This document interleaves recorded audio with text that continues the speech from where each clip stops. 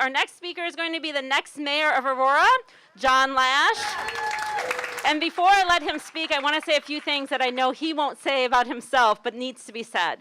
John is incredibly compassionate. He is a hard worker. He always puts people before himself. He has a family that has raised him with these values. He has a strong moral compass. And I've never seen someone work harder for somebody else before. So I'm very excited to introduce my good friend, John Laesch.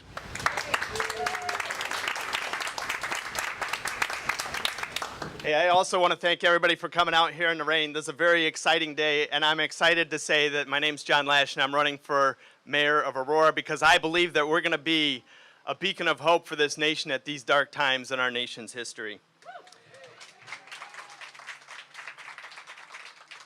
I also didn't print out my speech, and people edited it, so I might just go off the cuff, and you're just going to have to deal with it.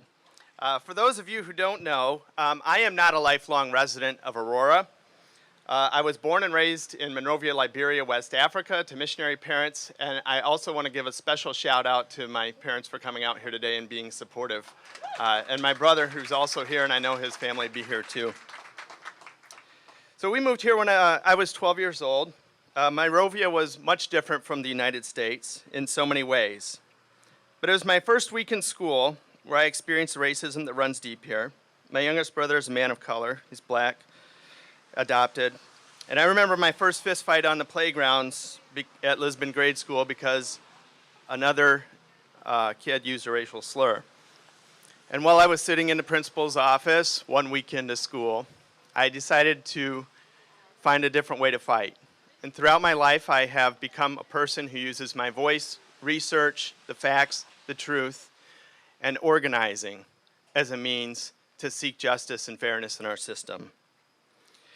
But from that simple lesson, I chose to go to college, struggle to pay for it, eventually joined the United States Navy, served in the Middle East for my entire career as an intelligence analyst over there.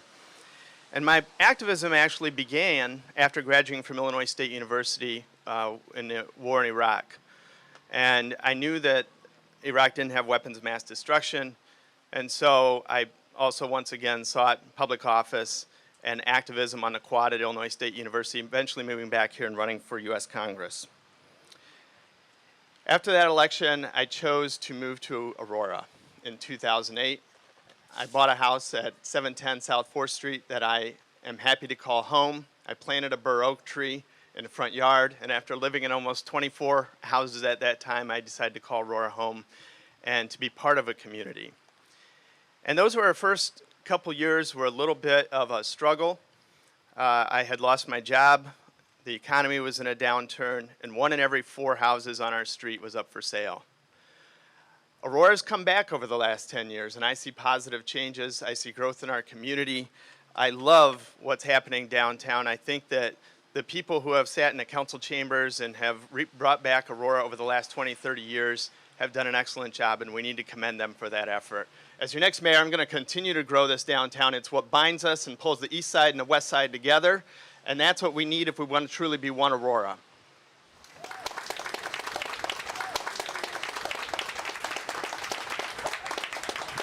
The decision to run came as I watched what's happening on the national scene. We're suffering through a pandemic. We're feeling the effects of climate change. Scientists have given us 10 years to act. Escalating racial tensions have divided us, and an ever-expanding wealth gap has left many of us crying out for new leadership with solutions that put people first. I hope to be that leadership with your help. I believe that if we come together, that if we stand together, that if we do it with an intent of purpose of doing unto others as we would have done unto them, that we can be a ray of hope from Aurora. I know we're not going to fix all the world's problems from here, from the council chambers, but I know that we can be a beacon of hope, and that's my intent.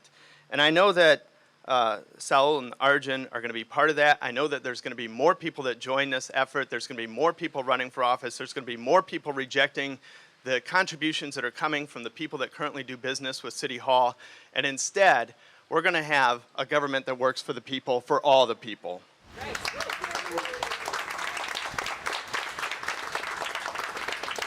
So I'm a policy guy, and it bores people I know. And I might go into the weeds, and I don't want to go into the weeds, but I need to sketch out roughly what I think we're going.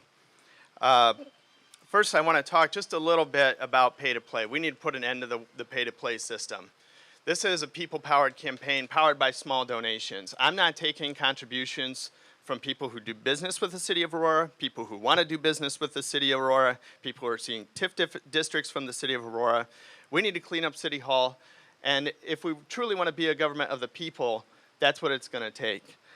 I'm also saying that I'm not going to, that I'll take a 25% pay cut as my first act in office. So when we sit down, the first thing that we vote on once we're sworn in is going to be reducing the mayor's salary.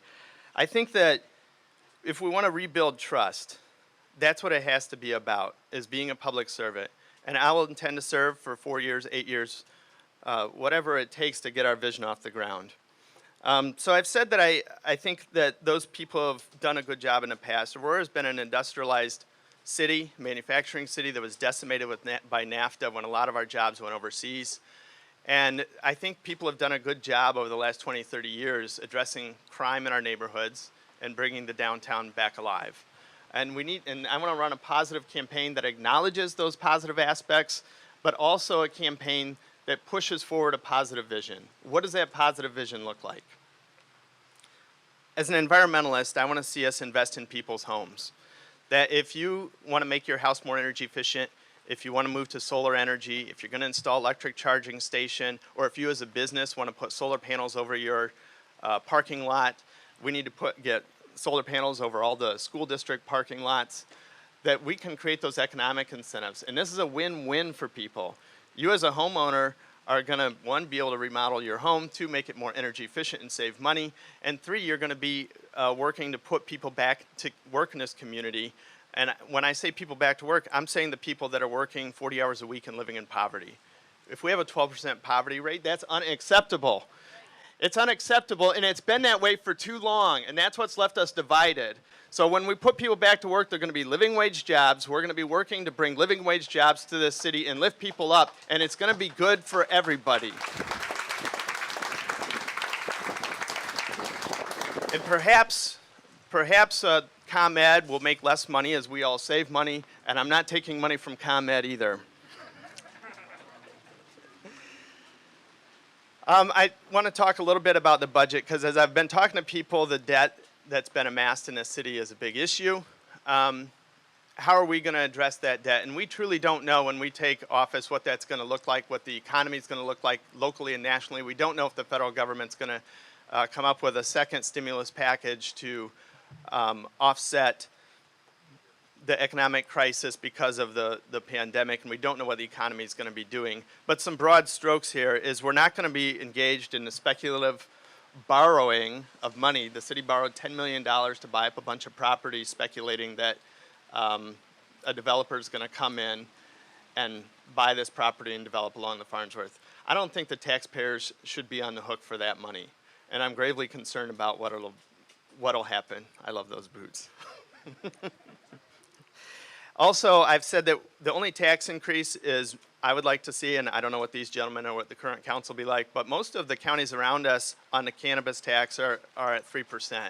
And we can move Aurora from a 2% tax to a 3% tax and use that money to do a lot of what Sal was talking about, investing in our kids with intervention programs.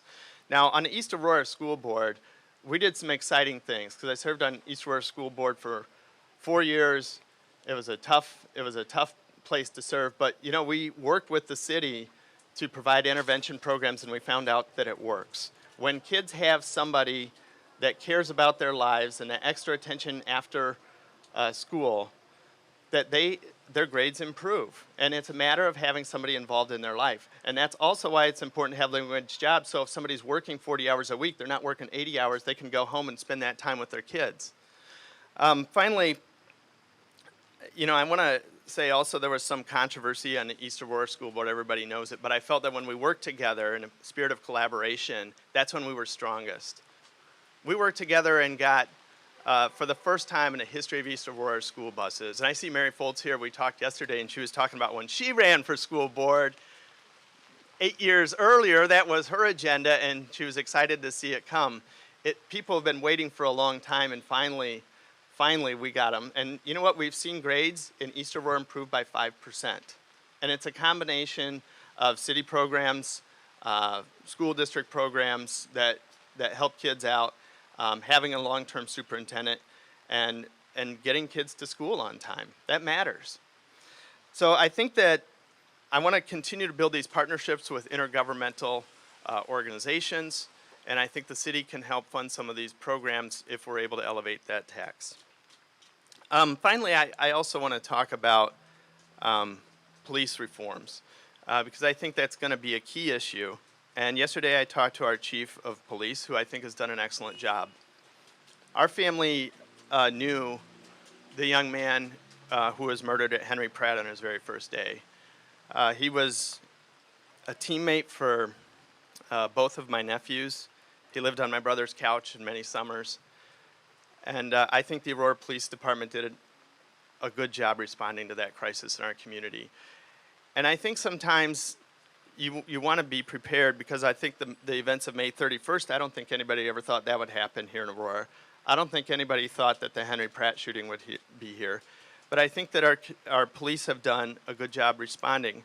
That being said, I think as we looked at this issue of riot gear in the city's budget, is it better to invest and spend money on riot gear, looking forward to the next potential window breaking in downtown, or is it better to invest that money in creating living wage jobs so we can actually prevent that crime from happening? 79%, according to the ACLU, 79% in Illinois of all crimes are crimes of survival, petty theft, shoplifting.